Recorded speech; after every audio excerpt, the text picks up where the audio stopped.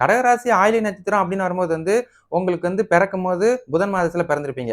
2வது கேது மாசம், 3வது சுக்கிர மாசம். அப்ப 32 வயசு ஆகுது. அப்ப சுக்கிரனே திசைய நடத்துறாரு அப்படின்றத நினைவுல வச்சுக்கோங்க. அப்ப சுக்கிர தசை முடியிற வரைக்கும் உங்களுக்கு நல் ஒரு வாய்ப்புகளை இவர் உங்களுக்கு ஏற்படுத்துறார்.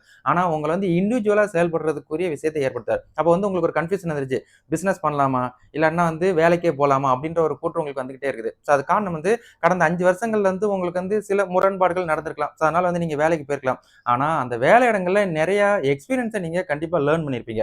இந்த எக்ஸ்பீரியன்ஸ வச்சுட்டு நீங்க புதுசா தொழில் தொடங்குவதற்குரிய விஷயத்த இப்ப ஸ்டார்ட் பண்ணிருங்க. அப்போ உங்களுக்கு என்ன நாலேட்ஜ் இருக்குது?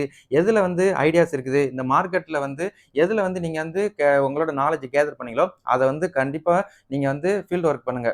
உங்களுக்கு சுய தொழில் பண்ணுவதற்குரிய வாய்ப்புகள் இப்போதைக்கு இருக்குது. காரணம் உங்களுக்கு குரு வேற அதிசாரம் வாங்க போறாரு. அப்ப குரு ஜென்ம குருவா வரும்போது, உங்களுக்கு ஜனன ஜாதகத்துல சுக்கிரன் திசை நடத்துறதுனால, இவங்க 2 பேரும் ஒண்ணு சேரும்போது, புதிய ஒரு வேலை வாய்ப்புகளை ஏற்படுத்துவாங்க.